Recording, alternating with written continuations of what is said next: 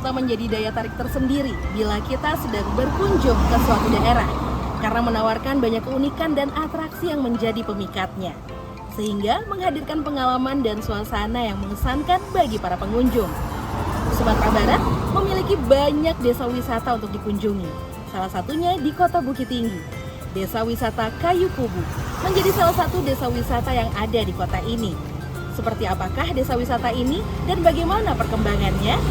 Kami hadirkan dalam obrolan budaya, menata pesona desa wisata Kayu Kubu.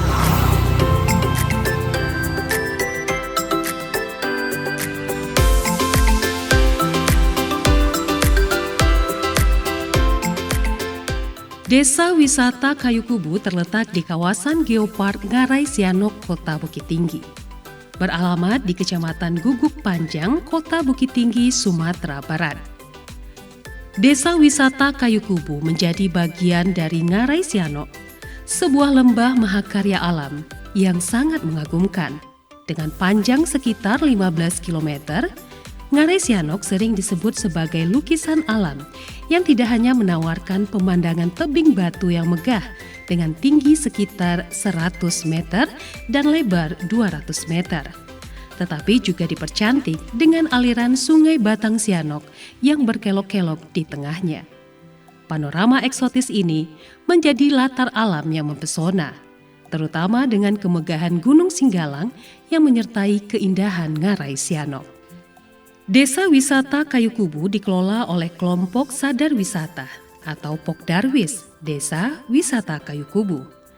Tempat ini memiliki daya tarik panorama alam, kuliner, atraksi budaya, hingga potensi ekonomi kreatif. Menariknya, lokasi ini sangat strategis yang berintegrasi dengan berbagai objek wisata lainnya di Kota Bukit Tinggi. Selain kawasan wisata alam Ngarai Sianok di Desa Wisata Kayu Kubu, juga terdapat Gua Jepang yang merupakan peninggalan sejarah Perang Dunia Kedua. Selain wisata alam, Desa Wisata Kayu Kubu juga mempunyai keunggulan dengan wisata kuliner, khususnya kuliner tradisional Minangkabau, serta berbagai hasil kerajinan dan ekonomi kreatif masyarakat. Selain itu, wisata minat khusus seperti geotrekking, tubing, camping ground juga tersedia di sini. Bahkan sejak 20 Desember 2018, Desa Wisata Kayu Kubu secara resmi dicanangkan sebagai wisata pedesaan ramah anak, bebas dari eksploitasi oleh Kementerian Pemberdayaan Perempuan dan Perlindungan Anak Republik Indonesia.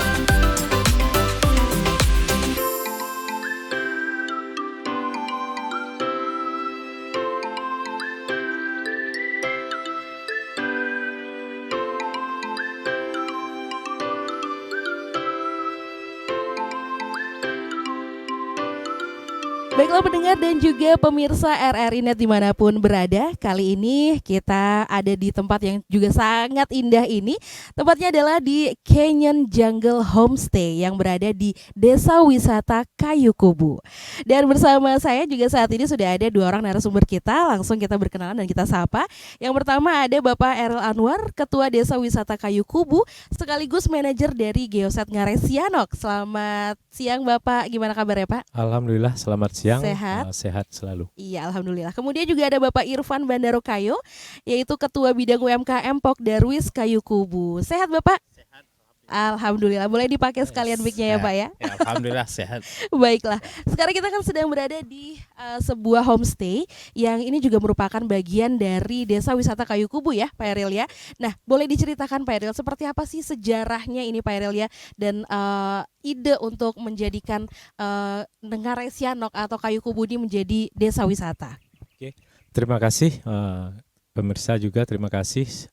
Pertama mungkin sejarah terbentuknya Desa Wisata Kayu Kubu Ya. yang kebetulan terletak di Kelurahan Kayu Kubu di RT 7 ya. Sentralnya ada di RT 7 07 Ngarai di Bukit Tinggi. Jadi pertama berdirinya yaitu dari pemerintah kota, khususnya Dinas Pariwisata ingin melibatkan secara aktif masyarakat berperan di dalam kegiatan kepariwisataan, khususnya pemberdayaan masyarakat, ekonomi masyarakat, dan kegiatan-kegiatan yang mencakup kegiatan kepariwisataan. Dari situlah kami diundang oleh Dinas Pariwisata sekitar tahun 2009 sampai 2012 dulu persiapannya. Alhamdulillah di 2012 terbentuklah desa wisata. Ada 3 pemrakarsa di Bukit Tinggi desa wisata. Salah satunya pemrakarsa utamanya adalah kami di Kayu Kubu.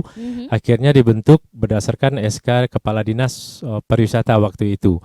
Ditetapkan kawasan kita, kawasan desa wisata Kayu Kubu yang sentralnya di Ngarai itu kawasan wisata yang berbasis alam dan keramah tamahan masyarakat sekitar. Jadi disitulah awal terbentuknya desa wisata Kayu Kubu dan alhamdulillah sudah berlangsung sampai sekarang 2023 sudah banyak mungkin kegiatan-kegiatan, event-event dan kami terlibat aktif dalam kegiatan kepariwisataan khususnya tentang desa wisata dan Pokdarwis. Mungkin itu sejarahnya. Oke, itu sejarahnya ya. Dan kita tahu lokasi dari Kayu Kubu ini memang kebetulan juga ada Ngarai di sana. Jadi itu mungkin yang menjadi pendukung utama begitu ya Pak Eril ya. Dan mungkin itu juga adalah potensi utama yang dimiliki sama desa wisata ini ya Pak Eril. Betul, potensi utamanya adalah keindahan alam. Iya. Kemudian di dalamnya juga ada sentra kuliner khas. Mungkin kalau pemirsa juga tahu, gulai tiak ladu hijaunya pusatnya adalah di sini.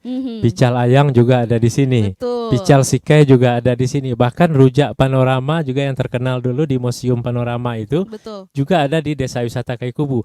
Berdasarkan itulah kami kemas semua agar terintegrasi dan terfokus kepada satu kelompok atau organisasi di bawah namanya Desa Wisata.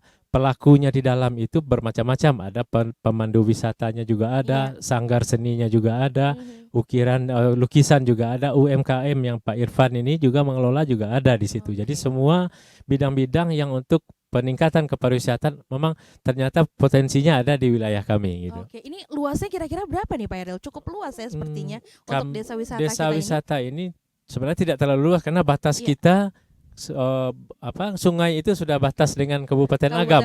Betul, sebelah sana juga Bukit Cangang gitu. Iya. Ngarai Sampi itu udah batas Bukit Cangang. Ke sini udah Bukit Apit, Janjang Seribu udah Bukit Apit. Jadi kami cuman dapat ngarainya, tapi sentralnya ada di sini semua. Pas pusatnya ada di desa wisata kita ini tentunya ya.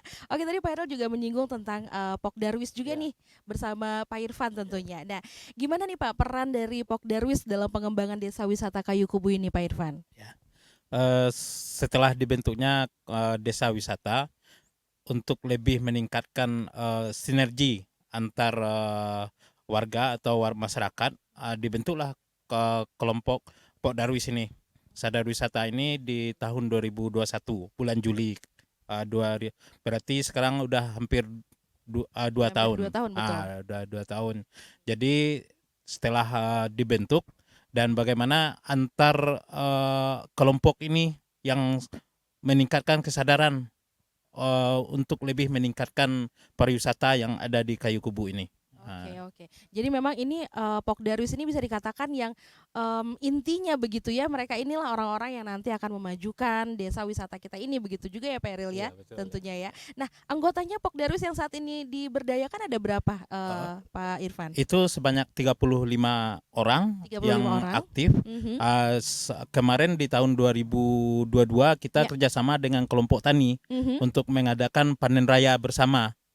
Dan itu dilakukan oleh pekerja yang mengerjakan kegiatan ini adalah Pokdarwis. Jadi kita sudah launching bersama dengan kelompok tani untuk mengadakan panen raya di Ngarai ini. Dan itu dihadiri dengan Bapak Wali Kota sekaligus gitu luar kan. biasa. 35 orang itu tentu dari latar belakang yang berbeda ya, Pak Irfan ya. Itu siapa saja tuh Pak Irfan anggotanya tuh? Ada dari homestay, ada dari guiding yang memandu wisata, ada UMKM, ada juga kuliner.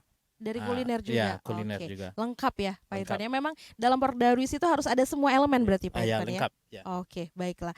Jadi kalau kita berbicara tentang Kayu Kubu, apalagi desa wisatanya di sini, tempat wisatanya juga langsung nyata gitu ya Pak Eril. Ada di Ngarai Sianok nih. Ada di depan kita, di belakang kita ya kalau sekarang ya. Nah, apakah itu destinasi unggulan tuh Pak Eril? Atau mungkin ada yang lain yang ditawarkan oleh desa wisata Kayu Kubu? Kalau Kayu Kubu di samping alam, kuliner, atraksi, kebetulan semenjak 2017 akhir menjelang 2018 kawasan Ngarai Sianok ini digabung dengan Maninjau ya, ditetapkan secara nasional sebagai kawasan geopark nasional Sianok Maninjau.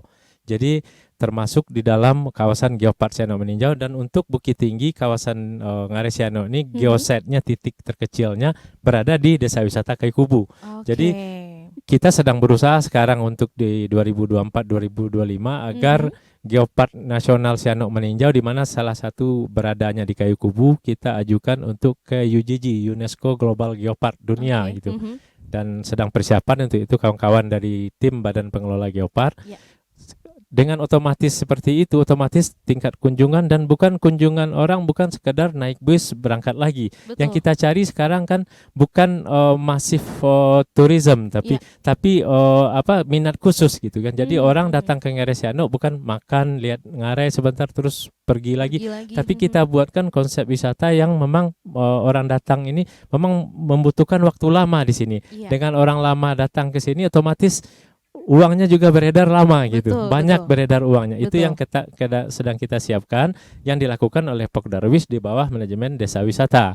Ke atasnya ada geopark konsepnya. Nah untuk itu tentunya kita butuh fasilitas yang juga lengkap, karena kita akan kedatangan wisatawan dari berbagai negara gitu ya, bukan hanya lokal gitu. Nah fasilitas apa yang disediakan di desa wisata ini ya Pak Eril? Apakah sudah lengkap? Pertama mungkin yang perlu di kawasan wisata ini adalah petunjuk ya tentang lokasi kita, baik ke arah petunjuknya kemana, habis itu papan informasi yang penting itu. Habis itu fasilitas lain mungkin di Simpang Atas Ngarai, kalau lewat Simpang Atas Ngarai sudah ada gerbang geopark. Itu petunjuk, juga ada signboard Desa Wisata Kayu Kubu, itu dua standar awal. Ke bawahnya lagi mungkin pusat setelah informasi, memang kita butuh tempat pertunjukan lagi. Ini sedang dikonsep oleh Badan Pengelola Geopark Sumatera Barat, Geopark Ranah Minang namanya. Mungkin ada semacam amphitheater sedang dikonsep. Mudah-mudahan ini bisa terlaksana, karena butuh kerjasama masyarakat, karena menyangkut tanah, ada melewati tanah masyarakat juga. Betul. Terus di kawasan trekking sudah siap, di dekat parkiran itu di atas sudah ada trekking area namanya, sudah dibuat seperti di Siloke. Sudah ada, mungkin belum banyak yang tahu gitu kan, itu sudah dilaksanakan. Tapi sudah ada petunjuknya di situ ya Pak Eril ya? Itu sedang diproses, karena petunjuk itu memang perlu anggaran dan juga standarnya harus jelas. Kalau di Geopark itu standar petunjuk pusat informasi itu harus jelas. Begitu. Harus termasuk sama, sama dan informasi itu bukan sekadar informasi ini tempat wisata ini, tapi juga ada sejarah geologinya. Karena pembentukan alamnya seperti apa, Anda berada di sini terbentuk dari apa kejadian. Jadi salah satunya itu yang sedang kita siapkan oleh kawan-kawan yang memang ahli di bidang geologi itu. Gitu. Jadi itu. Di samping SDM kita sudah berapa kali mengikuti kegiatan pelatihan macam-macam, ada BIMTEK oleh Dinas Pariwisata Provinsi dan Kabupaten Kota. Juga untungnya kita punya tokoh masyarakat yang peduli dengan kepariwisataan, salah satu anggota DPRD kita yang berasal dari sini. Banyak kita dibantu oleh dana fokir beliau. Bahkan kami sekitar 4 bulan yang lalu ya Pak Kayo ya, kami mengadakan studi banding 40-an lebih anggota Pokdarwis dan desa wisata ke Bali, ke desa Panglipuran ya. 4 hari 3 malam kami belajar ke Bali bagaimana desa Panglipuran yang bersih itu bisa menjadi desa terbersih di dunia. Itu kita ambil pelajaran dari situ untuk kita terapkan di kawasan kita gitu. Wah, udah diterapkan belum Pak? Udah perlahan karena SDM-nya perlu gitu, kepedulian dan SDM. Habis itu fasilitas. Kami sedang mengusahakan minta bantuan ke pihak ketiga dan pemerintah daerah untuk tempat gerobak sampah dan tong sampah, agar ada tempat itu juga bagaimana becak sampah itu bisa, motor sampah bisa sampai ke Ngarai, karena kawasan Ngarai ini kan bukan di Bukit Tinggi saja, dia asalnya dari atas. Kalau sampahnya udah jalan ke atas, kita nunggu di sini. Bagaimana itu mau sikapi itu kerjasama antara Bukit Tinggi dan Agam. Itulah gunanya Geopark ini tidak memisahkan wilayah. Kita sama satu semua konsep Geopark untuk kedepannya. Betul sekali. Karena butuh waktu dan proses juga, melibatkan banyak pihak juga ya Pak Eril ya, betul-betul. Boleh kita ke Pak Irfan dulu nih. Nah dari Pokdarwis sendiri Pak, apa aja nih Pak agenda kegiatan dari Desa Wisata Kayu Kubu nih yang ada sekarang nih Pak agendanya? Untuk agenda kita untuk akhir tahun ini merencanakan akan mengadakan acara lintas alam, bagaimana kita memperkenalkan lokasi kita yang ada di Ngarai ini, flora dan faunanya. Kita nanti akan juga bekerja sama dengan Kabupaten Agam, termasuk dari Geoparknya sendiri. Itu yang kita rencanakan untuk tahun ini. Jadi yang sebelum ini kita telah mengadakan acara untuk acara trekking untuk anak-anak. Bagaimana dia dari panorama turun ke Lubang Jepang dan terus ke jembatan yang Koto Gadang itu, terus ke Janjang tingkat-tingkat Koto Gadang, dan nanti kita akan bawa keliling anak-anak itu yang telah kita kerjakan. Jadi tamu itu paketnya lagi keluarga. Pagi dia sarapan di mana, di lokasi kita satu tempat, langsung kita arahkan ke lokasi kita, dan kita sore udah nyampe lagi di sini. Jadi bagaimana dia lebih lama di Kayu Kubu ini khususnya. Dan mungkin juga ini bisa menjadi satu kegiatan yang dilaksanakan oleh sekolah-sekolah begitu ya Pak ya, bekerja sama mulai dari SD sampai SMP, SMA begitu ya, agar mereka lebih mengenal daerah mereka sendiri juga begitu, karena mungkin mereka tahu tapi mungkin tidak yang bisa explore lebih dalam secara detail begitu ya. Itu yang kita siapkan sekarang, area camping ground.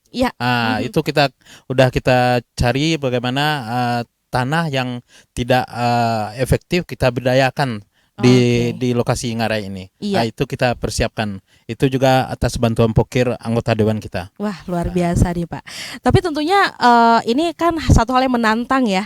Ini bukan hal yang kita lakukan sehari-hari seperti biasa begitu. Tantangannya apa nih kalau menurut Pak Irfan yang sudah dirasakan nih Pak?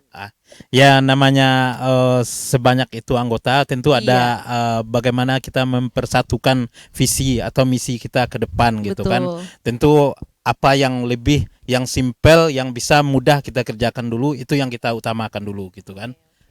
Kalaupun ada perbedaan-perbedaan itu, gimana perbedaan itu bukan berarti semangat untuk lebih maju kita gitu kan. Bagaimana kita menyesuaikan atau bersatu untuk lebih tetap kompak, bekerja sama, saling membantu juga warga yang tidak istilahnya terlibat langsung. Bagaimana kita memberi kesadaran bahwa ini adalah potensi yang besar yang ada di Kayu Kubu ini. Karena kalau ada tantangan tentunya itu akan membuat kita jadi berpikir lebih jauh ke depan begitu ya Pak ya. Ada konflik akan menghasilkan nanti solusi-solusi yang membuat yang terbaik betul sekali untuk kemajuan desa wisata kita juga tentunya. Jadi aku tertarik tentang paket wisata yang ditawarkan tadi Pak. Jadi seharian di Kayu Kubu nih, boleh dijelasin lagi nggak Pak Irfan? Seperti apa tuh dari awal, boleh dirunut kegiatannya apa saja gitu Pak? Ya biasanya kan kita menawarkan 1 hari di Kayu Kubu ini kan, kita tahu kalau dia nginap di hotel, kita tawarkan bagaimana jam 8 dia udah kumpul di suatu titik, atau kita jemput dia ke hotel, dan kita ajak sarapan dulu. Sarapan biasa di Simpang Ngarai, di tempat Niayang, terus kita trekking ke bawah. Ke bawah kita masuk ke lokasi sawah, persawahan. Di sanalah dia bisa melihat bagaimana petani bercocok tanam, bagaimana proses sawah ini dari mulai diairin sawah gitu kan, ditanam dan dipanen, kita ceritakan. Itulah gunanya guide itu. Dan setelah itu kita bawa ke dalam hutan atau ke bawah Ngarai. Kita tunjukkan ini yang Lubang Jepang, sejarahnya. Terus ke sungainya, jembatan. Terus kalau kita kerjasama dengan Koto Gadang itu, di situ ada kerajinan perak, juga ada tenun.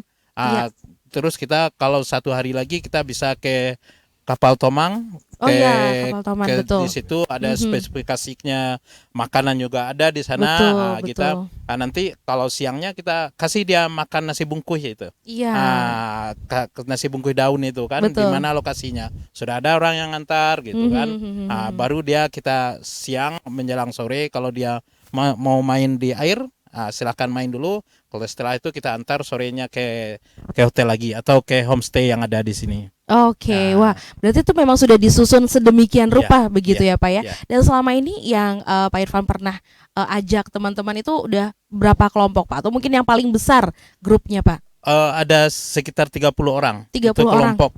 Satu kelompok itu dari luar negeri atau dari lokal? Oh, lokal. Orang lokal. Bukit Tinggi, Pak? Iya, Enggak. Bukit Tinggi Orang dan Bukit Tinggi. Pekanbaru campuran. Oh, gitu ya. Ada saudaranya yang belum pernah. Iya. Kadang-kadang orang Bukit Tinggi juga belum pernah juga masuk ke betul, ini memang kan. betul. Kita ceritakan semuanya, kadang-kadang dia baru tahu Heran gitu juga kan. ya. Lebih indah di sini kan. Itu sebenarnya. Dan kita lihat juga dia belum tahu juga bagaimana perubahan Ngarai Sianok sekarang gitu kan. Betul, apalagi dengan ada geoparknya sekarang gitu kan. Iya. Sejarah terbentuknya dinding-dinding ngarai-ngarai ini gitu kan. Betul. Nah, itu sebenarnya. Nah, makanya ini sangat baik untuk program anak-anak sekolah ya, Pak Eril ya, karena banyak pengetahuan yang akan mereka dapatkan dari sini gitu. Karena aku yakin nih, jangankan mereka ya, kita yang udah dewasa aja mungkin belum tahu seperti apa sejarahnya gitu. Hal-hal yang ada di sini.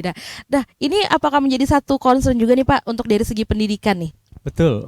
Dari segi pendidikan kita dari Geopark sudah melaksanakan udah 2-3 kali. Ini namanya School Go to Geopark namanya. Jadi ada dua tuh konsepnya, Geopark Go to School. Kita datang ke sekolah-sekolah. Betul. Tentang memberikan informasi, pemahaman tentang apa itu Geopark. Memang orang kalau melihat Geopark ini kan istilahnya istilah asing kan. Iya, sebenarnya kan taman bumi gitu kan. Taman bumi yang ada di situ tumbuhan, ada di situ hewan, ada sejarah alam terbentuknya ngarai gitu. Nah, kita kasih informasi di sekolah, nanti suatu saat mereka datang ke sini. Kita yang nunggu di sini, kita manfaatkan Pok Darwis sama pengelola Geopark menerangkan terbentuknya Ngarai Sianok ini. Kita lihat ini dinding-dindingnya ini terbentuk berapa tahun, ratus ribu tahun yang lalu. Kenapa terbentuknya dinding? Batu-batu dinding itu kita terangkan. Habis itu terbentuknya Ngarai Sianok. Jadi sejarah Ngarai Sianok ini kan dari letusan Gunung Sitinjau di Maninjau dulu. Sekitar 70.000 sampai 700.000 tahun yang lalu. Terbentuklah Ngarai. Terjadilah patahan seperti sekarang. Kita ajarkan, kita kasih tahu, kita lihat bukti-bukti alamnya. Bahkan kami hari itu penelitian dengan Badan Geologi dan dari Dekan Geologi ITB. Ketemu kita namanya batu arang kayu yang ada di atas Ngarai Sampi itu. Arang kayu. Itu sekitar hampir 1.000.000 tahun yang lalu, tapi tertempel di dinding. Lokasinya kita rahasiakan karena kalau udah diambil cuman sampelnya ada untuk dibawa ke Badan Geologi di Bandung untuk diteliti kan. Itu kalau kita publikasikan nanti dicari orang ramai-ramai, hilang dia kan. Tapi koordinat kita simpan semua dengan Badan Geologi. Jadi dengan kejadian alam itu anak-anak ini juga tahu terbentuknya Ngarai Sianok seperti apa. Terus yang utamanya dari situ kita bawa ke alam ini yaitu mitigasi. Jadi konsep Geopark kita yang paling utama sih itu mitigasi bencana. Bagaimana kesiapan kita berada di kawasan yang rawan gempa di patahan Semangko ini, di segmen Sianok ini, agar anak-anak ini tidak takut saat gempa, tapi dia bisa mengendalikan diri dia kemana penyelamatan. Nah, kita mau dengan kawan-kawan di Geopark menjadikan Ngarai Sianok ini sebagai laboratorium geologi. Jadi disitulah orang belajar untuk bencana dari anak-anak sampai yang dewasa, bagaimana mengatasi terjadinya gempa. Ya, jadi itulah salah satu yang kita yang kita bawa untuk UNESCO. Salah satunya lah di patahan Sianok ini. Gitu. Itu dari segi pendidikan. Dari segi budaya gimana nih? Budaya, ada budaya ini bukan hanya dari atraksi saja, tapi ada kebiasaan masyarakat setempat yang masih lokal, bertahan sampai sekarang. Salah satunya itu yang sawah yang disampaikan oleh Pak Kayo tadi. Kebiasaan menanam padi mulai dari proses awal sampai memanen sampai kegiatan mairia dengan kaki kita injak-injak, itu yang kita jual, kita jadikan konsep wisata. Dan bukan anak-anak sekolah saja atau anak-anak muda aja, tapi beberapa kali kita sudah ada kawan-kawan pelaku wisata yang jadi guide geowisata nama anunya. Guide-nya itu guide geowisata alam. Itu setiap dia tamu dari Belanda dia bawa, di saat kita panen kita undang dia ikut berkegiatan di saat panen padi itu. Dia ikut mairia, dia makan di sawah, terus dia jalan dibawa oleh guide itu menceritakan tentang sawah, tentang ngarai. Itu salah satunya konsep yang kita bawa itu. Memang kegiatan di alam gitu. Iya. Jadi budaya bukan hanya tari-tarian begitu ya Pak ya, bukan hanya hal-hal yang kita liap pada umumnya, tapi kearifan lokal seperti itu. Kearifan lokal mulai masyarakat. Dari proses padi, kita ceritain tuh apa terjadinya penanam padi semua, terus kita kaitkan dengan adat budaya kita. Itu yang kita jual, cerita itulah yang kita jual ke mereka. Nah, kadang itu justru akan lebih menarik bagi para wisatawan, terutama wisatawan luar negeri gitu ya, yang tentunya tidak mendapatkan hal ini gitu di tempat mereka tentunya. Oke, nanti kita akan lanjutkan lagi obrolan budaya kita masih dengan narasumber kita Pak Eril juga Pak Irfan. Jangan kemana-mana pemirsa, tetap bersama kami di obrolan budaya RRI Bukit Tinggi.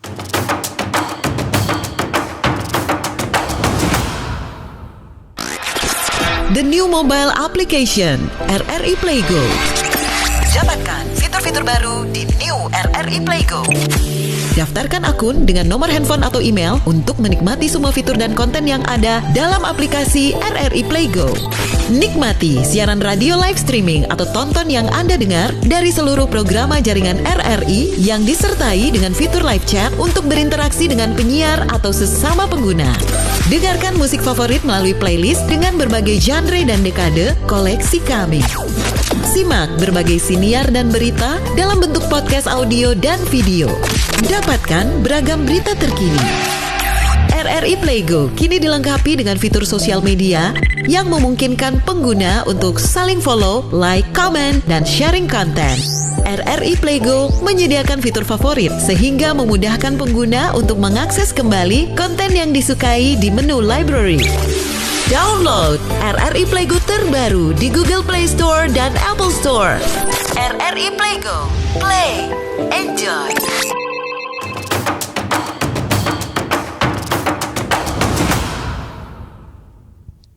Ya pemirsa dan pendengar RRI Net dimanapun berada, masih bersama kami di RRI Bukit Tinggi, obrolan budaya.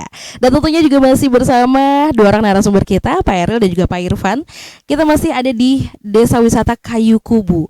Nah, Pak Eril, minat atau wisata minat khusus dan wisata ekonomi kreatif apa nih Pak yang ada di Desa Wisata Kayu Kubu ini? Tadi kita udah bicara tentang pendidikan dan budaya. Kali ini tentang ekonomi kreatif nih Pak. Karena kawasan kita berada di Taman Panorama juga ada. Taman Panorama itu kalau kita jalan ke dalam itu sudah ada pusat industri kreatif yang dipajang oleh masyarakat setempat. Betul. Ada kerajinan, semua ada kain tenun juga ada lukisan yang di atas beludru itu mungkin tidak banyak di Kota Bukit Tinggi ya. Itu khusus temanya rata-rata mengenai Ngaresiano juga. Ngaresiano, rumah gadang begitu ya.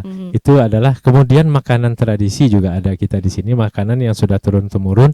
Biarpun buatnya di tempat lain, tapi mereka pasarkan mungkin tiap Rabu Sabtu kalau datang ke Simpang Atas Ngarai itu situ ada semua makanan tempo dulu ya. Nah, itu yang kita bagaimana kita menata lagi mungkin. Jadi makanan-makanan tempo dulu mungkin seperti bukan Bukit Tinggi yang buat, tapi dijualnya di situ, dipromosikan di tempat kita ya. Betul. Ada lontong siano, ada kue mangkuk siano, ada karak kaliang, banyak jenis-jenis makanan. Dan itu yang akan kita berdayakan bagaimana bukan kita yang buat, warga kita yang buat, tapi dijualnya di tempat kita. Berarti tempat promosinya di tempat kita. Berarti kunjungan orang datang ke tempat kita. Datangnya ke tempat kita, betul. Di samping yang sudah terkenal mungkin pical ayam, gitu kan, pical sikai. Tapi ada yang memang orang menjual lokasinya di kawasan kita. Di samping itu juga masyarakat sendiri di saat hari-hari tertentu, Rabu, Sabtu, dan di hari bulan puasa juga menjual makanan-makanan khas tradisi. UMKM-nya juga ada, dan UMKM kita juga binaan dari Koperindak dan Koperasi juga sudah banyak mungkin warga kita yang memang dibina dan sudah rata-rata sudah tingkatnya sudah lumayan ya untuk produk UMKM kita. Seperti kain tenun, kain songket gitu kan, mereka sudah bisa memproduksi sendiri kan. Nah, itu sudah banyak di mukena ini yang pakai bordiran itu rata-rata banyak ya. Penjahitnya rata-rata ada di kawasan kita gitu. Ada juga di sini ya Pak. Iya. Lengkap ya Pak. Semua lengkap. Kalau Kayu Kubu ini semua lengkap. Iya. Nah, sekarang kan kita tahu nih Pak, kita baru saja beralih dari pandemi ke endemi gitu ya. Di masa pandemi kemarin seperti apa Pak? Apakah ini baru menggeliat di saat pandemi sudah mulai usai, atau memang saat itulah di saat pandemi kemarin kita persiapannya untuk menghadapi endemi ini? Sebenarnya bagi wisata minat khusus pandemi itu tidak jadi masalah. Karena orang berhubungan dengan alam ya, bukan di suatu tempat yang lokasinya keramaian. Jadi yang orang per orang itu datang ke sini juga rutin aja untuk berwisata di kawasan desa wisata. 1, 2 sampai 5 orang. Kalau wisata minat khusus ini kan dia datang sendiri-sendiri, dia cari informasi melalui website atau media sosial gitu. Nah, jadi memang yang paling yang sifatnya mass tourism mungkin yang terganggu ya, tapi kalau wisata minat khusus ini karena dia langsung ke alam tidak begitu terdampak betul dengan mereka yang pelaku wisata yang minat khusus gitu. Jadi tidak terlalu terasa ya dari pandemi sekarang sudah jadi endemi pun justru mungkin sekarang lebih bebas lagi begitu ya Pak ya? Ya, terasa perbedaannya nggak Pak? Perbedaannya mungkin di pemilik usaha hotel, rumah makan yang besar gitu. Tapi kalau kita di kawasan wisata yang terbuka ini, kunjungan orang ada terus gitu. Kecuali di blok masuk ke Kota Bukit Tinggi dari Payakumbuh dulu kan pernah diperiksa yang sudah vaksin gitu kan. Paling itu kan. Tapi wisatawan lokal sekitar sini masih berkegiatan juga di kawasan desa wisata Kayukubu. Gitu. Berarti tidak terlalu merasakan dampak gitu ya Pak ya.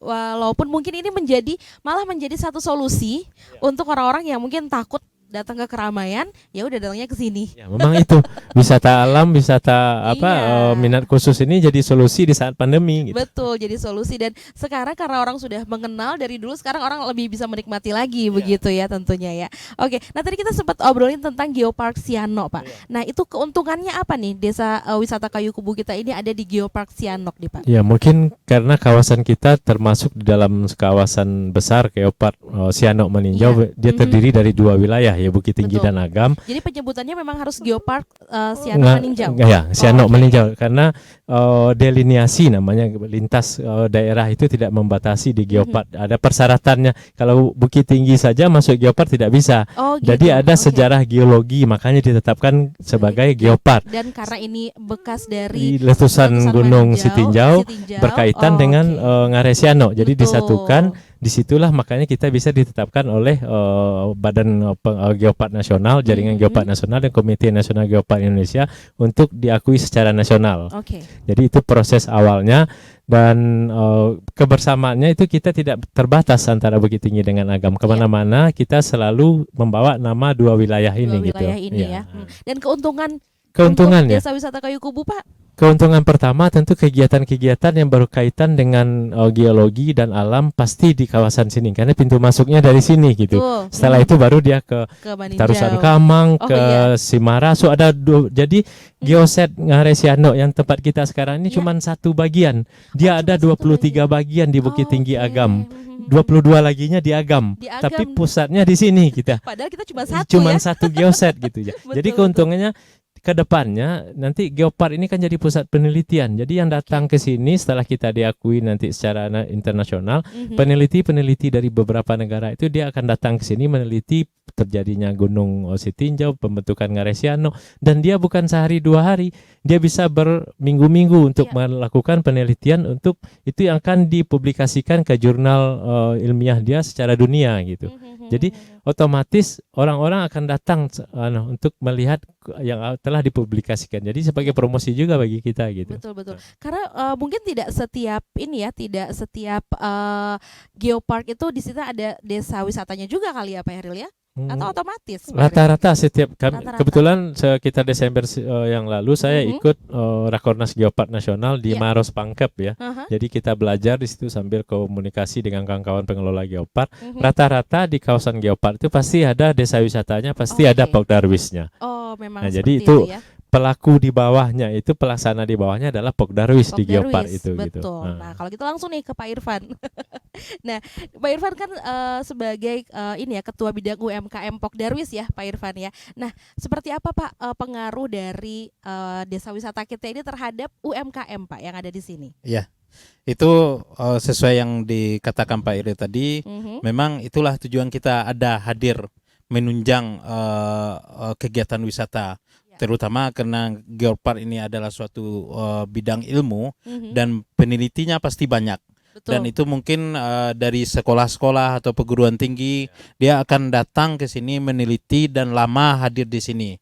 Tentu dia nanti akan membawa oleh-oleh ke kampung halamannya betul. Kan. Dan juga memperkenalkan apa ciri khas yang ada di sini. Seperti yang ada sekarang di Taman Panorama itu kan ada spesial UMKM tuh di belakang menjelang Menara Pandang dan Janjang yang mau turun ke daerah Ngarai. Jadi di situ ada tempat kita berjualan, masyarakat kita di situ bisa pengunjung juga bisa melihat bagaimana di situ merajut. Umumnya para UMKM di sana sambil dia berjualan dia udah bisa merajut sendiri, sulaman-sulaman sendiri, dan juga di sana juga kita sekarang membuat bagaimana dari limbah-limbah kulit ini kita jadikan cenderamata. Itu sudah ada di lokasi UMKM yang ada di dalam Taman Panorama itu. Itu yang pengembangan kita ke depan. Jadi kita dengan hadirnya Geopark ini sangat menguntungkan bagi kita, menjadi peluang yang sangat besar bagi kita. Sebab dipastikan peneliti akan membawa mahasiswanya atau anak-anak sekolah akan hadir di sini meneliti dan sambil berwisata. Iya, betul sekali. Nah, kalau dari pengunjung sendiri nih, Pak Irfan mungkin yang sering bertemu dengan pengunjung gitu ya. Nah, ada nggak spot favorit dari pengunjung di desa wisata kita ini, Pak Irfan? Biasanya mereka paling suka tuh kemana gitu, Pak Irfan? Yang pasti itu yang di Taman Panorama. Betul. Terus ke Lubang Jepang. Lubang Jepang ya. Itu yang pasti itu kan. Jadi kita sekarang bagaimana mengembangkan ke area sepanjang sungai atau ngarai ini lagi. Jadi ke depan kita bagaimana kita sungai ini lebih bersih dan itu kesadaran kita bersama dan akan bagaimana kita mengadakan permainan yang ada di sepanjang bentangan sungai dari atas sampai ke bawah ini. Itu yang kita jadikan tempat favorit ke depannya itu. Tapi sejauh ini biasanya di Lubang Jepang, di Taman Panorama itu jadi spot-spot favorit gitu ya. Kalau dari wisatawan baik lokal maupun internasional tuh ada perbedaan preferensi nggak, Pak? Mungkin lokal tuh dia lebih suka ke sini, sedangkan dari mancanegara lebih suka ke mana gitu. Ya, itu memang udah pasti. Kalau yang lokal lebih senang dia yang tidak banyak tantangan gitu kan, yang agak santai gitu kan. Sementara kalau yang mancanegara dia akan lebih spesifik trekking ke daerah-daerah yang memang kita bikin bagaimana senyaman mungkin dan seorisinal mungkin gitu kan. Kalau yang di taman kan udah banyak buatan taman-tamannya yang dibikin bagaimana secantiknya gitu kan. Tapi kalau mancanegara dia bagaimana yang memang asli alami gitu kan. Itu yang perbedaan yang terasa itu. Di Taman Panorama itu juga ada sebuah tempat untuk pertunjukan ya, Pak Heril ya. Apakah masih digunakan medan Bapakne itu? Mungkin ada pertunjukan tari untuk para tamu atau gimana, Pak Heril? Masih sampai sekarang masih, dan kebetulan kita kan punya sanggar di desa wisata. Jadi kita sudah kerjasama juga mengajukan permohonan ke Dinas Pariwisata. Setiap kegiatan yang adakan di Taman Panorama yang menginginkan pertunjukan seni tradisi agar diprioritaskan sanggar yang ada di kawasan desa wisata kita gitu. Itu salah satu pemberdayaan masyarakat, bentuk pemberdayaan masyarakat dan pembinaan ke sanggar yang ada, dan masih setiap hari-hari tertentu ada kegiatan kelompok-kelompok atau organisasi di sana, pasti ada kegiatan di dalamnya. Dan pusatnya adalah di Medan dan Bapakne tersebut ya, Pak Heril ya. Nah, itu yang akan kita usahakan di sini, yang membuat amphitheater di kawasan Geopark Sianok Meninjau yang dekat sini.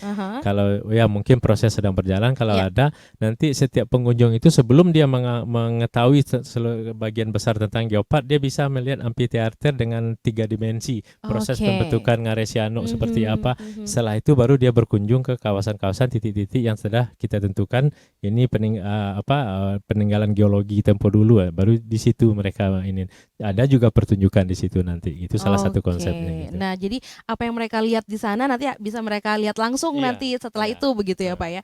Nah ini sepertinya akan sangat mendukung pariwisata Kota Bukit Tinggi juga ya, Pak ya, secara khusus ya. Secara khusus dan secara umum, bukan khusus saja, bukan khusus Kayu Kubu. Apalagi program Bapak Wali Kota sendiri, kami sudah berapa kali mendengar wisata terintegrasi. Wisata terintegrasi yang sedang digaung-gaungkan sekarang, yaitu bagaimana kawasan wisata itu bukan orang datang dan pergi dari satu kawasan aja, tapi semua dia mengunjungi semua kawasan wisata di Bukit Tinggi dalam satu paket yang terintegrasi.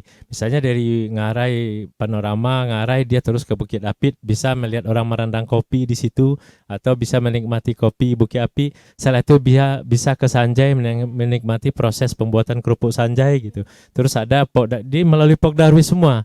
Jadi ada 12 atau 13 Pokdarwis di Bukit Tinggi kita kemas jadi satu wisata terintegrasi. Mungkin rencana Pak Wali sendiri kan mau mengadakan mobil yang seperti di Bandung itu. Jadi orang keliling kawasan wisata itu melalui mobil terbuka itu. Nah, itu sedang diprogram, mudah-mudahan terrealisasi. Jadi turis atau tamu-tamu itu dia mengunjungi seluruh kawasan wisata yang sudah kita buatkan paketnya berkaitan semua.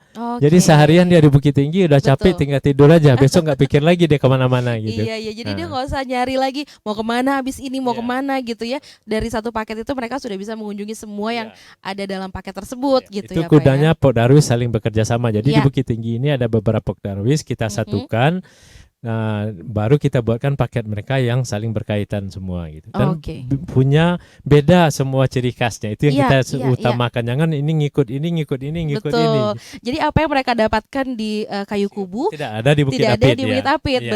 Betul. Jadi mereka punya pengalaman yang berbeda-beda di setiap daerah desa wisata itu. Di Bukit Tinggi sendiri ada berapa desa wisata ya Pak Eril? Desa wisata awalnya kita 3, terus sudah 5, sekarang sudah nambah lagi karena ada desa wisata itu bukan yang ada alamnya aja, tapi ada unggulan di kawasan tersebut yang bisa kita jadikan sebagai penarik kunjungan tamu gitu. Jadi bukan yang ada alamnya aja. Bahkan di Pakan Kurai sendiri sudah ada Pok Darwis dan desa wisatanya. Di Pulai juga udah ada sekarang. Di di Tigo Baleh juga sudah ada sekarang. Walaupun mungkin alamnya minim gitu ya, tidak seperti di Kayu Kubu ada keunggulan lain yang bisa kita, kebiasaan penduduk gitu kan.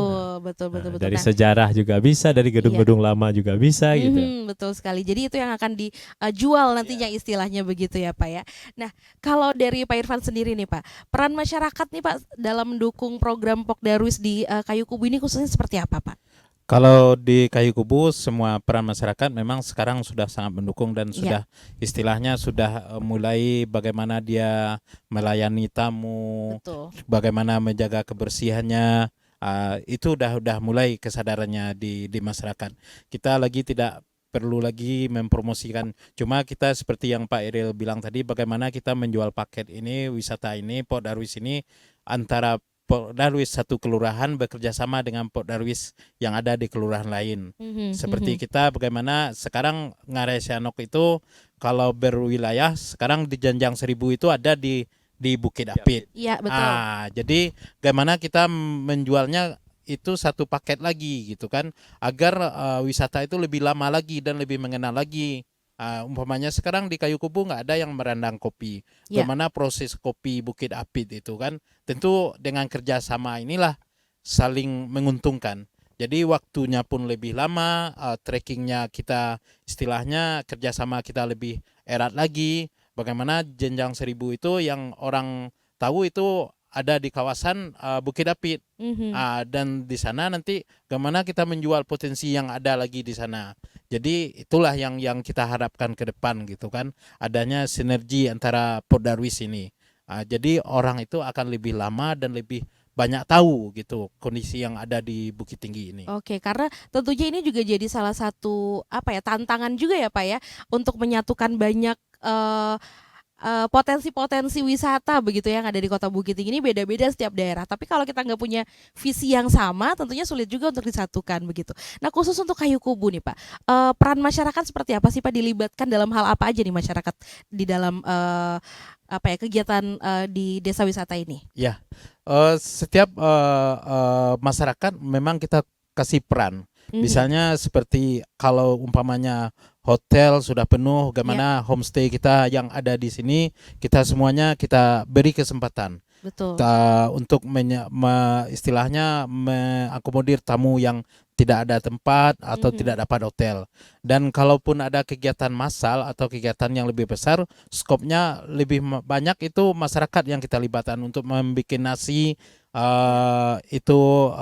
istilahnya konsumsi siang atau paginya untuk kegiatan seperti waktu kita panen raya, itu masyarakat yang ada di Ngarai ini masak bersama-sama. Nanti kita siapkan tempat makannya, lokasi tempat makannya, masyarakat inilah yang ngaturnya nanti. Cuma kita beri tugas siapa yang masak, siapa yang nunggu tamu, tamu ini diarahkan kemana, itu yang kita mengkoordinir Pok Darwis semua. Itu ada latihannya dulu nggak sih Pak untuk hal itu, atau maksudnya masyarakat ini memang sudah tahu porsinya masing-masing begitu Pak? Sebagian kan kita masyarakat ini kan kita libatkan untuk adakan pelatihan-pelatihan yang diadakan di dinas. Jadi kalau memang ada pelatihan UMKM gitu kan, datanglah masyarakat, kita undang yang mana bagian ini untuk ikut. Kalau ada pelatihan untuk guide-nya. Iya. Kita cari lagi mana yang minat untuk guide, itu yang ikut pelatihan gitu kan. Oke. Dan begitu juga untuk pelatihan konsumsi atau masak-masaknya gitu semuanya. Kita beri kesempatan yang sama untuk masyarakat itu. Oke, jadi tiap masyarakat dilibatkan, berarti mereka ikut merasa memiliki desa wisata ini ya, itu yang paling penting juga ya Pak. Yang kita maunya gitu Betul, kan, betul. bukan sekedar orang-orang istilahnya yang ada kepentingan saja di sana aja yang milik, tapi semua masyarakat. Inilah negerinya, inilah kepentingannya, dan dia hidup di sini. Betul. Itu yang dampak yang kita ingin dirasakan, dinikmati semua. Iya betul. Nah Pak Eril, ini kan kalau ngomongin tentang Ngarai Siano, ini sudah terkenal kemana-mana ya Pak Eril ya. Tapi dengan adanya desa wisata Kayu Kubu ini, prestasi-prestasi apa sih Pak yang belum diketahui oleh orang gitu Pak? Karena kalau Ngarai Sianonya siapa yang nggak tahu gitu ya. Oke, untuk desa wisata 2019-2020 kalau nggak salah, kita 2 kali ikut anugerah desa wisata Indonesia. Iya.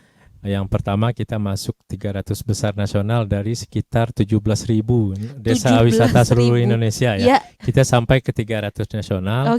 Langsung anugerahnya diberikan dikirim oleh Kementerian Pariwisata. Kemudian 2020 kita sampai ke 150 gitu. 150. Ya, wow. Jadi sampai ke situ dan kemudian 2018 akhir di Desa Wisata Kayu Kubu ini telah ditetapkan juga oleh Kementerian Pemberdayaan Perempuan dan Anak dan Kementerian Pariwisata waktu itu sebagai desa wisata tempat pencanangan desa wisata ramah anak nasional pertama di Indonesia. Ya, cuman setelah itu program sudah ditetapkan harusnya ada sustainable-nya, kelanjutannya itu ada, tapi mungkin kita tidak tahu dari pemerintah, mungkin kelanjutan itu yang sampai sekarang belum ada. Dari 2018 sudah lama sebenarnya. Mungkin udah ganti kali Padahal Pak programnya. Percontohan desa wisata ramah anak nasional di Indonesia masuk ke dalam buku pedoman di Kementerian Pemberdayaan Perempuan itu desa wisata Kayu Kubu ini. Nah, cuma kita menunggu ya, otomatis kita sebagai masyarakat dan pelaku di sini tentu menunggu kelanjutannya setelah itu sampai di mana gitu. Betul. Nah, itu bisa sampai masuk ke 150 besar untuk seluruh Indonesia dari puluhan ribu. Apa sih Pak unggulnya? Unggulan dari yang lain kita gitu, Pak? di desa wisata itu pertama mungkin alam. Terus pertama mungkin manajemennya mungkin dia lihat itu kan. Habis itu promosi juga. Terus SDM-nya juga keunggulan-keunggulan spesifik kita yang tidak dipunyai oleh wilayah lain. Dia online tuh sistemnya menguploadnya. Setelah itu penilaian, baru dia wawancara via Zoom waktu itu karena lagi pandemi kan 2020-2021. Zoom panitia untuk jurinya untuk menilai itu. Cuman kita dapat bocoran kekalahan kita dari 300 dan 150 kita tidak punya video profil desa wisata ini. Gitu. Video yang memang kami lihat seperti di Kubu Gadang, 1000 Rumah Gadang, 1000 Gonjon, dia punya itu yang memang dikemas secara bagus ya. Kekurangan kita cuma di situ. Tapi kalau desa wisata yang gampang dituju dan berada di pusat kota, mungkin kita satu-satu. Orang lain jauh-jauh, semua jaraknya ke tempat pusat kota. Kalau kita memang berada sekian ratus meter atau sekian kilo dari pusat kota. Dan gitu. juga di tempat wisata. Iya, di tempat wisata. Pak, ya. Betul. Jadi setiap hari orang melewati, orang udah tahu gitu ya Pak. Nah, dari berbagai prestasi yang diraih itu Pak, mempertahankannya seperti apa Pak? Meraihnya kan sulit ya Pak ya, tapi meraihnya mudah. Mempertahankannya kalau mempertahankan, kalau desa wisata saya pengurusnya cuma manajemennya saja, tapi beliau-beliau ini yang pelaku. Jadi bagaimana kita memberdayakan pelaku-pelaku wisata itu yang dikelola oleh Pokdarwis. Kita yang mengurus kekurangannya di mana, bagaimana peran masyarakat, dan juga yang tidak bisa kita tinggalkan peran nenek mama di dalam pengelolaan desa wisata. Jadi setiap pengelola seperti ini membuat homestay. Dia melalui, kebetulan kami juga ketua LPM sendiri di Kelurahan Kayu Kubu, izin ke LPM, kita rundingkan dengan nenek mama apa aturan kampung kita. Oke, tamu-tamu di sini syaratnya seperti ini, kita buat aturan kampung itu. Jadi jam kegiatan sampai jam sekian. Apa-apa yang boleh, apa-apa yang tidak di sini. Bahkan tadi kami diskusi dengan pengelola homestay ini sampai begitu tamunya menghargai adat budaya kita, dia mau keluar tadi dia tanyakan apa-apa yang dilarang di sini pakaian. Dia tanya oleh tamu, padahal tamu asing gitu. Tapi dia mengetahui adat Minang kita sangat kental, jadi dia tanya dulu kan apa-apa yang tidak boleh di sini, apa-apa aturan yang berlaku di tempat sini gitu. Sampai ke situ. Jadi kita melalui Nyek Mama minta saran beliau ini membuat kawasan wisata apa-apa aturan-aturan yang akan kita tetapkan kepada pengelola dan pelakunya. Itu salah satunya. Oke. Nah, Pak Irfan, dari kunjungan-kunjungan wisata oleh para pengunjung baik itu lokal maupun internasional gitu ya Pak, mereka pernah komplain nggak sih Pak tentang desa wisata ini? Apa tuh Pak komplainnya? Kita jangan yang bagus-bagus aja Pak. Untuk ini juga kan, biar kedepannya kita lebih baik lagi gitu. Mereka pernah komplain nggak sih Pak Irfan? Kalau komplain pasti ada. Oke, gitu tentang kan. apa biasanya Pak? Pertama mungkin waktu. Oke. Kadang-kadang kalau kita ini kan kalau ada janjian Iya. jam sekian, schedule target kita umpamanya perjalanan kita sampai di sini di satu tempat itu Betul. 2 jam. Kadang-kadang kita tidak sesuai dengan schedule yang telah kita tetapkan. Oke. Itu biasanya kan. Kalau komplain yang lain rasanya memang tidak ada lah yang Nggak ada ya, spesifik Pak. betul tidak ada gitu kan. Cuma memang mungkin ada sedikit atau kalau makanannya kurang cocok, kurang spek istilahnya yang di luar dugaannya gitu kan. Oke. Kadang-kadang dia nggak biasa pedas. Pedas, betul. Itu kan ini terlampau pedas gitu kan. Jadi kadang-kadang kita nggak juga persiapan untuk mencari pengganti makanannya gitu kan. Iya. Itu yang kadang-kadang kurang komunikasi kita gitu kan. Oke. Kalau untuk cenderamata umumnya senang semua itu. Bagus-bagus soalnya ya Pak ya. Kan? Nah, biasanya nih para turis dari luar negeri gitu ya Pak ya, khususnya mereka paling suka beli cenderamata apa tuh Pak? Kalau yang luar negeri umumnya rajutan. Oh, rajutan. Rajutan itu umumnya kan. Kalau untuk lokal mukena, sulaman gitu kan. Itu yang umum untuk kita kayu kubu gitu kan. Nah, Pak Irfan nih sebagai orang yang bertemu langsung dengan para pengunjung, kemudian juga dengan teman-teman anggota Pokdarwis gitu ya. Apa sih Pak harapannya terhadap desa wisata kayu kubu kita ini Pak? Pertama tentu promosi. Ya. Sebab keterbatasan dana oleh Pokdarwis itu sendiri, tentu kita harus bekerja sama dengan Pemda, pemerintahan daerah yang di sini bagaimana mempromosikan kegiatan-kegiatan kita. Seperti panen raya kemarin, mungkin kita kurang lah endorse-nya gitu kan. Bagaimana ini ke depan kita lagi di tanggal-tanggal atau di bulan-bulan panen itu persiapan sebelum itu udah ada gitu kan. Misalnya panen kita di bulan ini gitu kan, siapa aja tamu-tamu yang mau kita datangkan. Tentu kita harus kerja sama dengan Pemda dan juga guide-guide yang ada, tour leader yang untuk bisa mendatangkan tamu gitu ke sini gitu kan. Itu tantangannya gitu kan. Ke depan kita mengharap juga kepada desa wisata Geopark ini bagaimana pengembangannya ke depan lagi. Mudah-mudahan sudah diakui di dunia nanti, tentu turis-turis asing lagi lebih banyak datang ke sini karena dulu Bukit Tinggi itu terkenal dengan turisnya ya Pak Eril ya, banyak sekali turis yang datang. Mudah-mudahan dengan banyaknya desa wisata yang ada di sini juga kan turis suka yang seperti itu, jadi mereka lebih penasaran untuk datang ke sini gitu ya Pak ya. Ada lagi Pak harapan yang lain kalau dari Pak Irfan? Rasanya cukup itu ya Pak ya, dan lebih banyak lagi yang belanja cenderamata-nya ya Pak ya. Betul.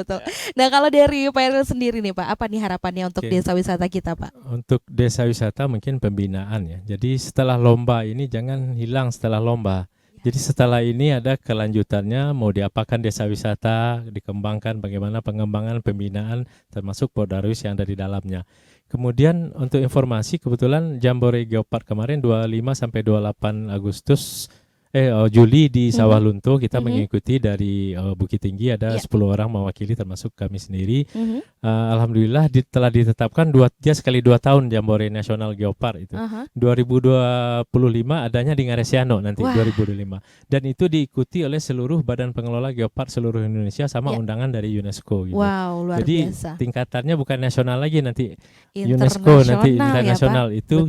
Mungkin besok kita mau beraudiensi dengan Pak Bupati Agam setelah Jumat besok, sambil menunggu Pak Wali datang kita audiensi untuk menyampaikan bahwa Bukit Tinggi ditunjuk untuk menjadi tuan rumah Jambore Geopark Nasional 2025.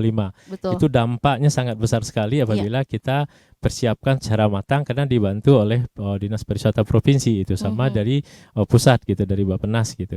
Nah, kalau kita bisa mensukseskan itu, otomatis nama Bukit Tinggi khususnya Geopark Ngaresiano ini makin ini ya, karena kunjungan hampir 500 pengelola Geopark yang akan hadir gitu. Luar biasa. Ya, yang di Siloke ya kemarin berarti di Sawah Lunto, di di Kandi, Sawah di kawasan camping ground. Jadi kita nanti konsepnya tetap juga konsep seperti alam, itu. camping mereka Di semua di alam. sini gitu. Oke. Terus ada BIMTEK di situ, ada pembinaan semua, ada pelatihan di situ satu kawasan itu. Berarti kita akan fokus persiapan untuk ke sana berarti ya Pak ya. Kebetulan kami menawarkan diri juga bertanding dengan kota kabupaten lain di Agam, presentasi kami di hari terakhir. Oke, jadi di Apa voting keunggulan Pak. ya, voting Oke, gitu oke. panitianya sama provinsi sama di Badan Geopark. Iya. Dia voting siapa yang terpilih. Jadi ada Solo mengajukan diri, ada beberapa kota kabupaten. Akhirnya setelah voting panitia jurinya akhirnya dipilih Bukit Tinggi Agam. Dia 2 kawasan tapi ditempatkan di Ngarai Sianok ini. Oke, wah luar biasa. Udah mulai persiapannya berarti Pak setelah nanti bertemu tentu dengan kita buat laporan bupati. dengan kepala daerah masing-masing karena Betul. 2 wilayah. Setelah itu kita sampaikan kesiapan kita dan penunjukan kita.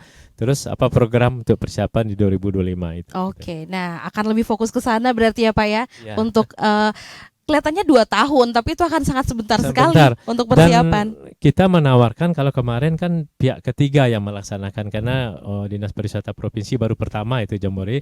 Kalau kita di sini kita tawarkan pelaksana aja adalah Pokdarwis kita minta. Ya. Pokdarwis Betul. Bukit Tinggi dengan Agam bersatu, mereka lah yang akan melaksanakan nanti. Gitu. Betul sekali, karena nanti akan membawa nama Geopark Sianok Maninjau. Betul sekali, itu harapan kita ya Pak ya. Mudah-mudahan sukses acaranya di 2025 nanti. Oke, kalau gitu terima kasih sekali lagi untuk Pak Irfan, terima kasih. Pak Irul juga terima kasih. Tentunya ini menjadi harapan kita semua juga, karena desa wisata nih merupakan satu program pemerintah yang harus kita dukung untuk memajukan pariwisata Indonesia tentunya. Saya Irvi Anissa mewakili seluruh tim yang bertugas hari ini mengucapkan terima kasih. Sampai ketemu lagi di obrolan budaya berikutnya di RRI Bukit Tinggi.